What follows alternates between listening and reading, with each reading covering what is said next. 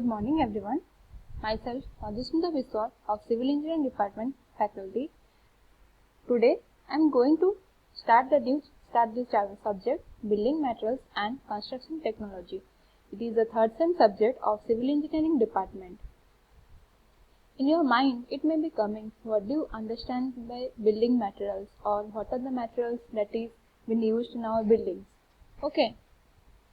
In your mind, if you see in our day-to-day life or in our day-to-day life, you see we construct in houses or any structures or any buildings, dams, bridges, we use the materials. What we use the materials like stone, brick, cement, mortar, water, sand, aggregate. We use these types of materials while constructing our buildings. Okay. So we can tell that building materials that are used for the construction of buildings are known as building materials, and they are used to construct any civil structures with the help of the materials, and the civil structures can be of buildings, dams, bridges, etc. All the engineering structures are composed of materials, and these materials are also known as engineering materials, building materials, or materials of constructions. Okay, then the materials of constructions are again categorized in three groups. Okay, while constructing our houses, we use solid materials. That is, we use solid materials like stone, bricks, iron, timber, wood. Next is we use cement materials.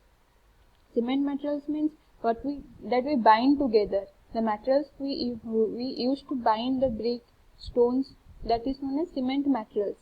We can say lime, cement, mortar, etc. Next, we use protective materials. After constructing a wall or all walls, foundations, we use protective materials like paints, varnishes, plasters. Okay. So we will be dealing with the first chapter, that is stones. Here are some of the articles that we will read. First is what is stones, how the stones have been derived. Next is classifications of the rock, how the rocks have been classified. Next, what are the uses of stones in our building purposes or in decorative buildings of ours. Next is natural bed of the stone. Next, what are the qualities of the good building stones, how we can know this stone, this is of the good quality of stones, or how we can know this is of not good quality of the stones. Okay, then next is dressing of the stones. Dressing of the stones means we can say how the stones can be dressed while putting in our buildings or in architectural purposes. Okay, next is characteristics of different types of stones and their uses. Okay. First, what is stones? Okay, stones. In your mind, it may be coming, what is stones? Stones you see while constructing our houses, we see stones. Okay, stones have been considered as one of the popular building material from the olden days. From the olden days, we are using the stones as a building material or while constructing our houses, dams, bridges, or any type of civil structures. Okay. Next is we can say stones are suitable for the construction of structures such as retaining walls, abutments, dams, barrages, roads, etc. which you can say that is known as building of stones. Stone possesses enough strength and durability. Okay. Next is the pyramids of Egypt, the temple of Jagannath Puri, Taj Mahal, the Red Fort, and hundreds of historical buildings in each big country are made up of stones. Okay. Next, the greatest thing about stone is that they are natural and they do not require to be manufactured. Okay. Next is how the stones have been derived. From where the stones have been derived? Stones are derived from the rocks which are formed from the earth crust, and it has no definite shape. Okay. Stones are derived from the earth crust. While we break the rocks in different pieces, then the stones occurs. Okay, and it has no definite shape. We can say it has no definite shape, and it can be of octagonal, rectangular, circular. It can have any type of a shape. Okay. Next, you can see the historical buildings that are made up of a big stones. Here you can see the pyramid of Egypt. Okay. Next you can see the slide here. You can see the picture is Taj Mahal. Okay. Next you can see these types of buildings This is one of the historical buildings that are made up of stones. Okay. Next is classification of the rock. Classifications of rock means what? How the rocks have been classified. Okay. The rocks are classified in three ways. We can say first is geological classifications, physical classifications, and chemical classifications. Okay. In geological classifications, this classification is based on the mode of formation of rock. Means how the rocks can be formed, or how it can be the formation of the rock. Okay. And from where the building stones are obtained. Okay. It is known as geological classifications. Next is physical classifications. Physical classifications means what? How the rocks appear, means the appearance of the rocks. Okay. Next is chemical classifications. Chemical classifications means what? How this classification is based on the chemicals in which the rock contains some types of chemicals. Okay. Then again the geological classification is again categorized in three types. First is igneous rocks, sedimentary rocks, and metamorphic rocks. Next is physical classifications. Physical classifications is again categorized in stratified rocks, unstratified rocks, and foliated rocks. Next is chemical classifications. It's again categorized in siliceous rock, argillaceous rock, and calcareous rock.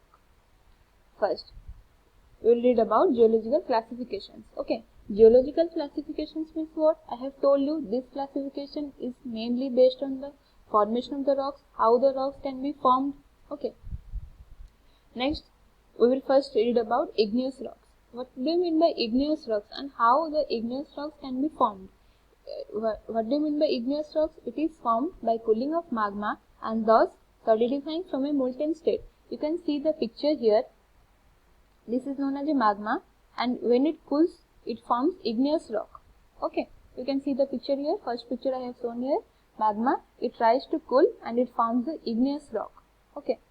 Here I have shown the second picture here.